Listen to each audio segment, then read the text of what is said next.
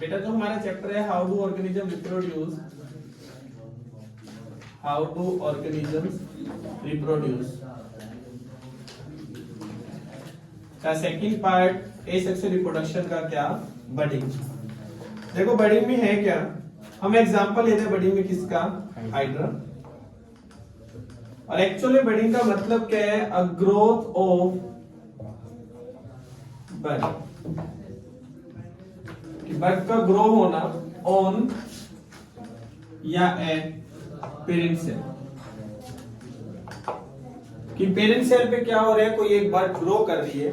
देखो हमने एग्जांपल लिया हाइड्रा का, this is a parent hydra cell, और पेरेंट जो हाइड्रा सेल है this is a parent hydra cell.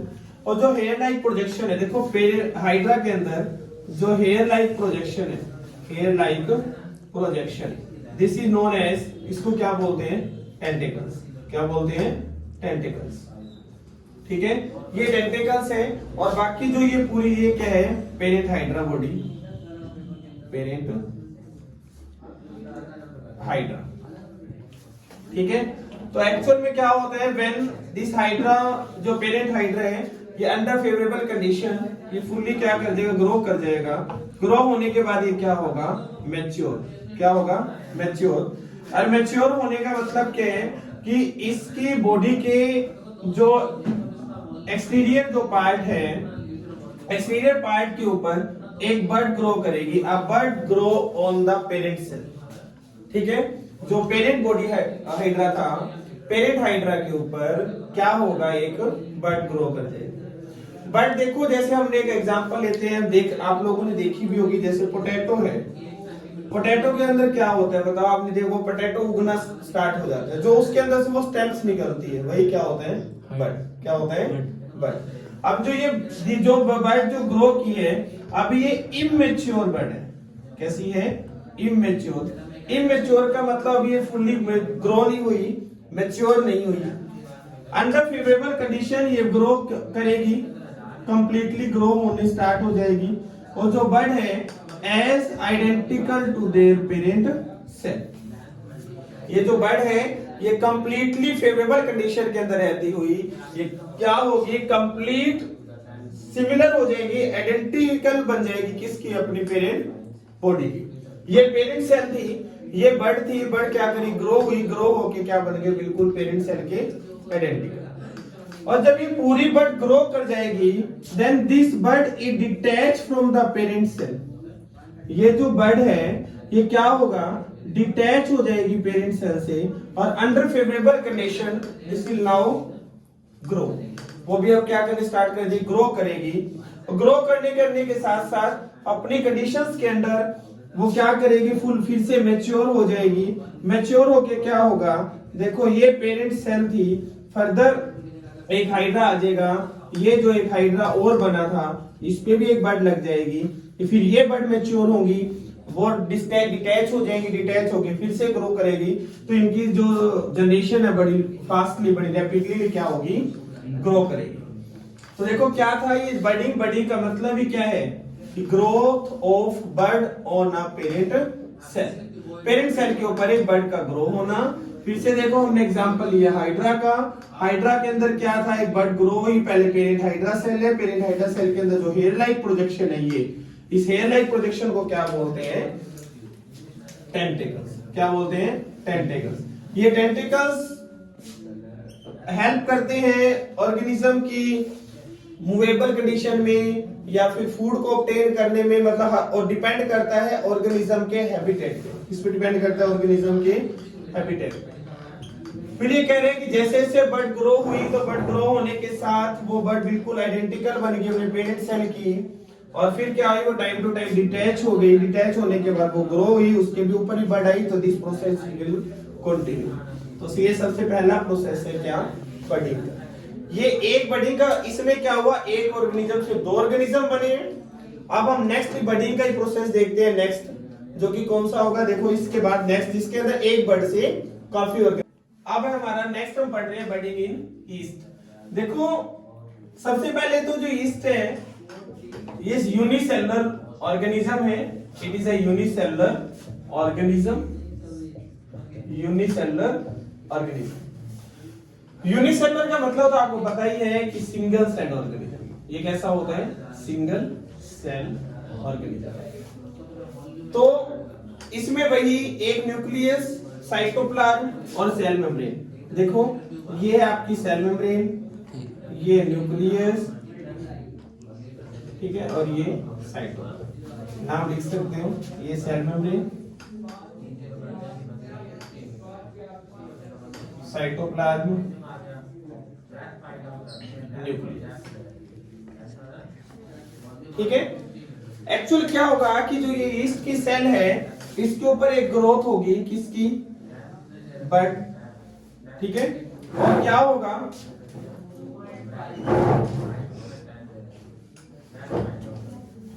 और ये न्यूक्लियस जब बड ग्रो करेगी ना, जैसे उसमें क्या था बाइंड डिफिजन में, पहले एक न्यूक्लियस डिवाइड हो रहा था, फिर साइटोप्लाज्म। इसमें क्या होगा, बडिंग में डायरेक्ट है कि जैसे बड ग्रो करेगी ना, तो बड अपने साथ एक न्यूक्लियस लेके ही ग्रो करेगी। इसके साथ न्यूक्लियस डिवाइड होगा। फिर क्या होगा, जैसे जैसे ये जो बडिंग है वो ना डिफरेंट कंडीशंस के अंदर हो सकते हैं। एक तो जो बडिंग है वो डिटैच हो जाए directly, nipped of. Nipped of का मतलब ये बड आई डिटैच होगी। और दूसरा हो सकता है रिमेन अटैच्ड। देखो इसके अंदर ना दो चीजें हैं कि एक तो निप्ड ऑफ। निप्ड ऑफ का मतलब होता है कि जो ये बड है ना, वो निप मतलब टूट गई। एक ये ऑर्गेनिज्म तो था ही, और इसके साथ एक ये बड जो है वो ग्रो करगी, और एक यीस्ट सेल से दो डॉटर न्यूक्लियाई बन। ठीक है। दूसरा क्या हो सकता है, रिमेन अटैच्ड। रिमेन अटैच्ड,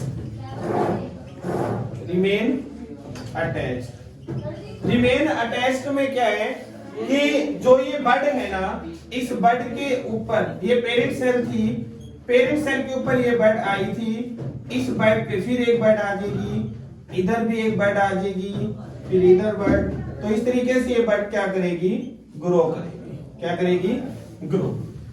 तो ये बडिंग का प्रोसेस है, कंटिन्यू लॉन्ग चेन बन जाएगी। क्या बन जाएगी, एक long chain of bud, long chain of yeast cell, yeast cell form. ठीक है, a long chain of yeast cell form. ठीक है। तो ये क्या कह रहे हैं कि जब ये काफी बड़ एक चेन बन जाएगी, चेन बनने के बाद जब ये फुल्ली मैच्योर होंगी तो ये डिटैच होनी स्टार्ट हो जाएंगी। Each part is grow into a new yeast cell, क्योंकि हर सेल क्या होगी, ग्रो करेगी। ग्रो करके देखो ये क्या कर रहे हैं, east is a unicellular non green plant. हाँ, दूसरी बात ये भी ध्यान रखना है, जो ईस्ट है वो नॉन ग्रीन प्लांट। कैसे वो नॉन ग्रीन प्लांट। और नॉन ग्रीन प्लांट का मतलब देखो क्या कह रही है कि विच इज अ फंगस। ये इस जो है एक टाइप का फंगस है।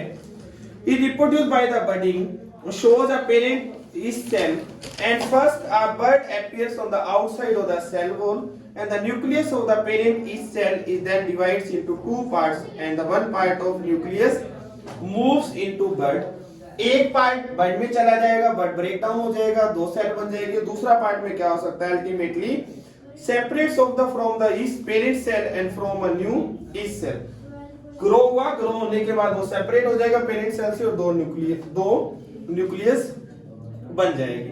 और तीसरे में क्या कह सकते हैं कि forming a chain of yeast cell, after some time all the yeast cells of the chain separate. एक हो सकता है कि वो बड जो है डिटैच ना हो, सेपरेट ना हो, वो एक चेन बना देगा, और चेन बना के क्या करेगा, वो लॉन्ग चेन बनने के बाद वो धीरे धीरे डिटैच हो जाएगी। डिटैच होने के बाद वो एक से एक मिलियंस या फिर हंड्रेड्स ऑफ सेल एकदम से इकट्ठा ग्रो कर जाएगी।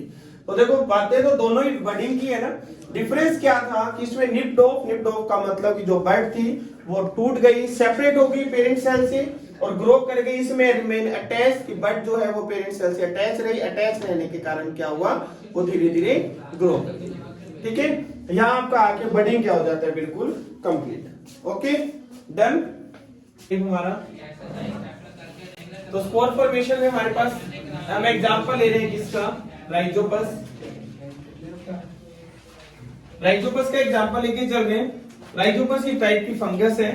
और देखो एक्चुअल में होता क्या है कि जब राइजोपस प्लांट बिल्कुल ग्रो कर जाते हैं ना,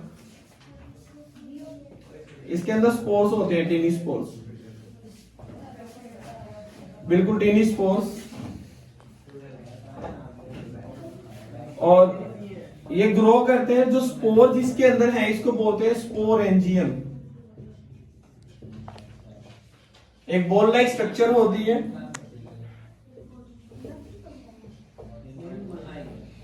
और इसके अंदर क्या है, millions of spores are present in sporangium.